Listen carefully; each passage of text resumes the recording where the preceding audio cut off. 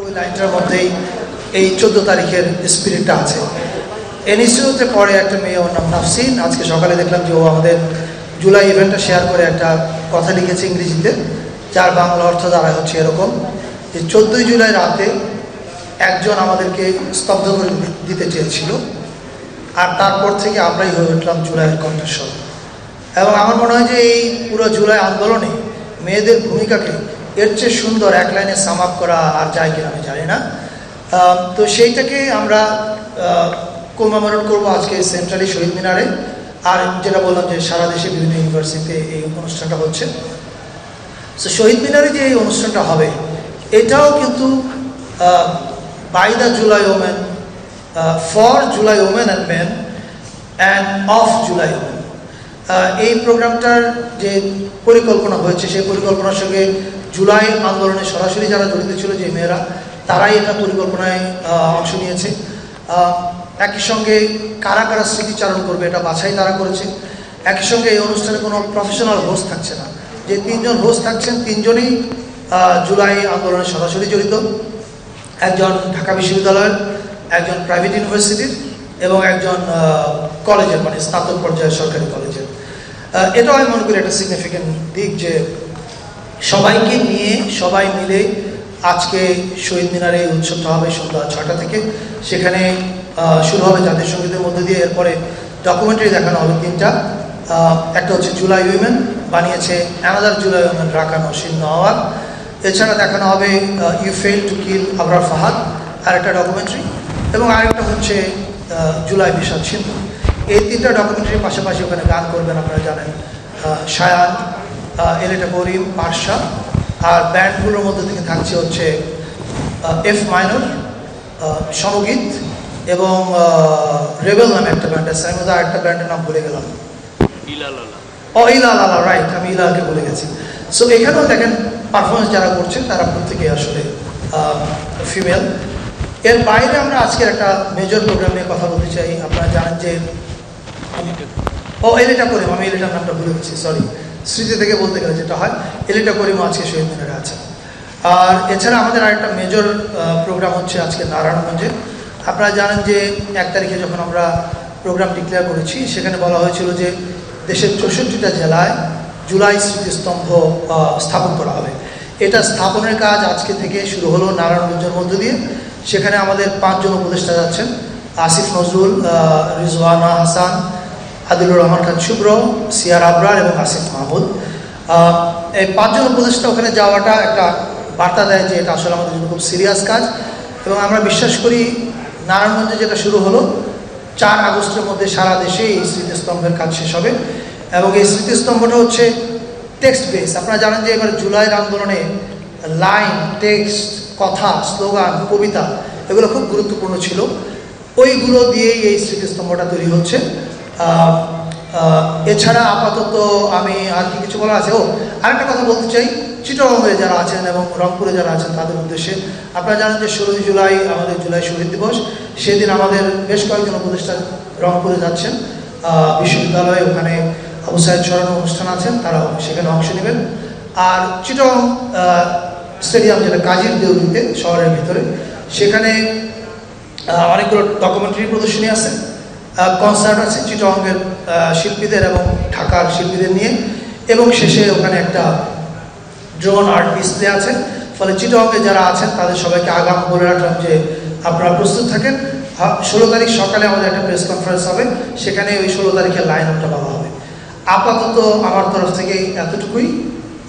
এরপরে প্রশ্ন থাকলে উত্তর দেওয়া যাবে। শারমিন আপা ক্যান টেক ইট ফরওয়ার্ড। ধন্যবাদ। শুভ বিকেল।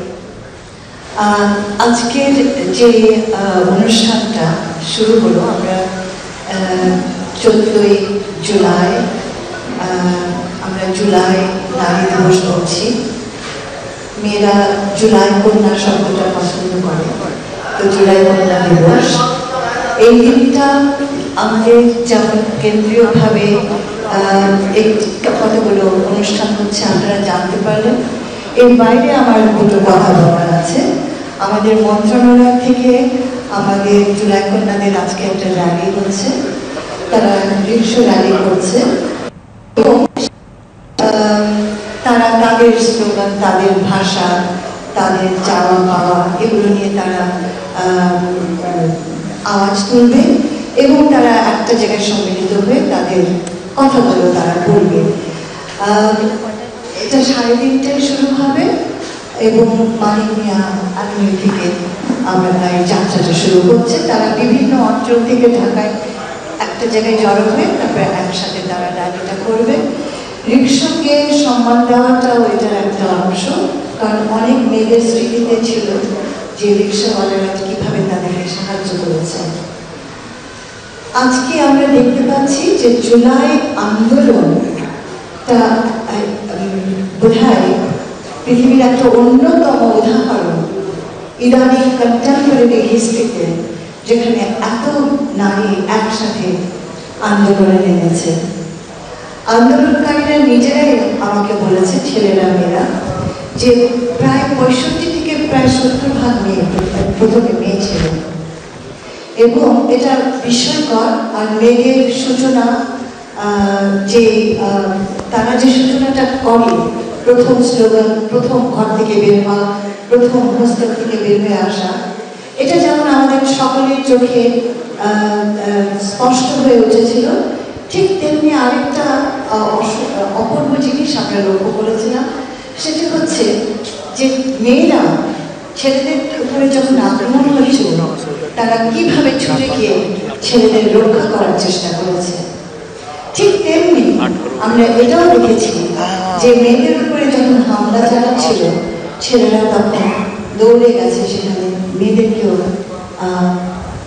রক্ষা করার জন্য। অর্থাৎ এই জুলাই আন্দোলনটা অনেক মাত্রায় আমাদেরকে গভীর একটা ভাবনা তৈরি করে, আমাদের একটা ভাবনার জায়গা তৈরি করে, কিভাবে সম্মিলিত শক্তির বিকাশ করতে পারে, কিভাবে ছেলেমেয়েরা একত্রে কাজ করলে পুরো সমাজে বিশাল পরিবর্তন আসতে পারে, এবং কিভাবে আগামী দিনে এগোতে হলে এই শক্তিটাকে বাঁচিয়ে রাখা প্রয়োজন। এই যে কথাটি বললাম, এই শক্তিকে বাঁচিয়ে রাখা, সেটাই কিন্তু একটা ইচ্ছা প্রকাশ হচ্ছে আজকে এই স্মরণ আয়োজনের মধ্য দিয়ে। এবং আর দুটি কথা একটু জানিয়ে রাখি। আমাদের যে নারী যোদ্ধারা আছে, তাদের একটা পূর্ণাঙ্গ চিত্র এবং পূর্ণাঙ্গ তালিকা করার গবেষণার কাজটা আমার মন্ত্রণালয় হাতে নিয়েছে, এবং সেটার মধ্য দিয়ে আমরা আশা করছি প্রত্যেকটি নারীর চরিত্র, নারী যোদ্ধাকে আমরা খুঁজে পাব। এবং এটাও আজকে আমি বলি, অনেক আহত নারী যারা ঘর বন্ধ করে লুকিয়ে আছে, সামনে আসছে না, ডিপ্রেশনে আছে, তারা কেমন আছে দেখার কিন্তু আমাদের দায়িত্ব। এবং সেই জায়গাটিতে যারা এত সাহসিকতার সাথে যুদ্ধ করবে, তারা কেন মুখ লুকিয়ে ফেললো, এটাও কিন্তু আমাদের বোঝার প্রয়োজন আছে। এবং তাদের সামনে সামাজিকভাবে যে নানা কি বলে, আপনারা নিজেরাও জানেন যে মেয়েদের উপরে সাইবার স্পেস থেকে অনেক বুলিং হচ্ছে, অনেক বাজে বাজে কথা বলা হয়, কিন্তু এই মেয়েরা তো বীর যোদ্ধা।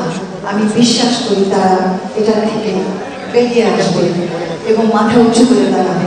আমার মন্ত্রণালয় থেকে দুটো কাজ, এদেরকে চিহ্নিত করা, এদের কাউন্সেলিং দেওয়া, এদের পাশে থাকা, এবং দ্বিতীয় কাজ এদের কীর্তি সংরক্ষণ করা।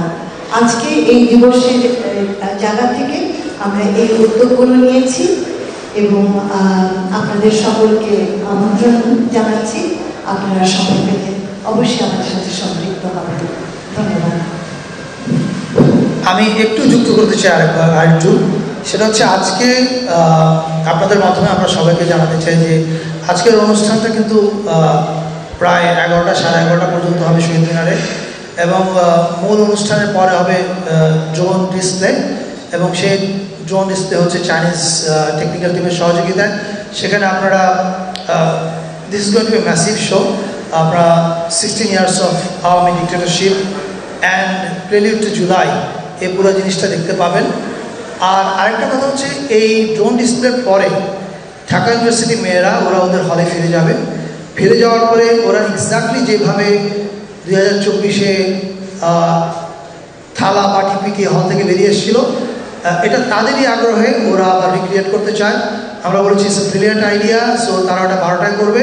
যারা শহীদ মিনারে থাকবেন তারা ওখানে লাইভ দেখতে পাবেন ওদের এই পুরো ইয়েটা, প্রসেশনটা। কিন্তু শহীদ মিনারের দর্শক ওখানে যেতে পারবে না, এখানে লাইভ দেখতে হবে। Thank you. আর কিছু বলবো না স্যার? কি বলছো? আর আমাদের 18 এবং 21 তারিখে ইয়েস। আর আরেকটা হচ্ছে একই মানে সুযোগে আমরা এটা বলে ফেলি, 18 তারিখ এবং 21 তারিখ আমাদের দুইটা মেজর ডে। 18 তারিখ হচ্ছে আপনারা জানেন যে প্রাইভেট ইউনিভার্সিটি রেজিস্ট্যান্স ডে। যখন সবাই ভেবেছিল যে ঢাকা বিশ্ববিদ্যালয় 17 তারিখে বন্ধ হয়ে গেল, ছাত্ররা তাদেরকে ধরে নিয়ে গেল, আন্দোলন শেষ, তখনই একদল এঞ্জেল নেমে আসলো এবং তারা হচ্ছে প্রাইভেট ইউনিভার্সিটি হিরোজ।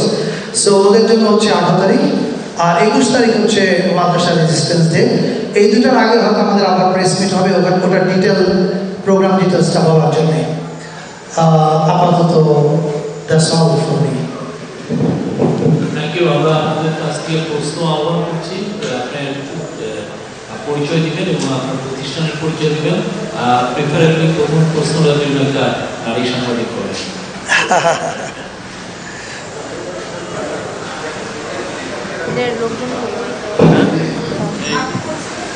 আমাদের একজন লোককে দাও না এখানে, না আমাদের একটা লোককে বলেন মাইকটা দিতে। আমার ওই যে ওকে, ওই যে পরশকে বলেন, পরশকে এক আছে। ধন্যবাদ। শারমিন আপা, আপনি বলছিলেন যে আমাদের জুলাইতে নারী যোদ্ধারা তারা বিভিন্ন রকমের বুলিংয়ের শিকার হচ্ছে, তারা নিজেদেরকে লুকিয়ে রাখছে, তার মানে একটা ট্রমার সময় কাটাচ্ছে। তারা অনেক লম্বা সময় পার হয়ে গেলে এই সময়টা থেকে আমরা তাদের জন্য এই দুরবস্থা থেকে তাদেরকে বের করা যেত কিনা? আমি 1 বছর পরে আমরা এসে তাদের ব্যাপারে বের কথা ভাবছি, তারা তো যোদ্ধা। ভাবছি এটি নিয়ে কাজ করি। আচ্ছা, প্রথম কথা হচ্ছে তোমরা নিজেরাই অনেক বিষয়ে সচেতন আছো। এই বিষয়গুলো আমাদের গোচরে আসলে কিন্তু সময় লেগেছে। একটা জিনিস জেনে রেখো, 10টা মাস হয়েছে, কিন্তু এখনো কিন্তু আমরা প্রতিটি যোদ্ধার কাছে পৌঁছাতে পারিনি। কারণটা হচ্ছে যত সহজে আমরা বলে ফেলি তার চাইতে অনেক বেশি কঠিন। এবং আমরা সহজ ছিল প্রথমত যারা আহত এবং নিহত তাদের চিহ্নিত করে থাকা।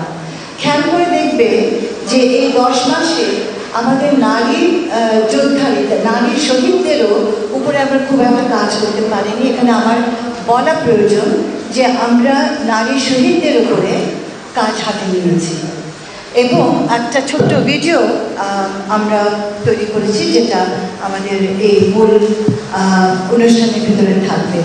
অর্থাৎ না করার লিস্ট তোমরা, এর মধ্যে যে কাজগুলো হয়েছে সেগুলো কিন্তু যথেষ্ট শ্রম ভিত্তিক এবং সময় সাপেক্ষ ব্যাপার ছিল। তো খুবই খুশি হতাম যদি আমরা দ্রুত গতিতে পৌঁছে যেতে পারতাম, কিন্তু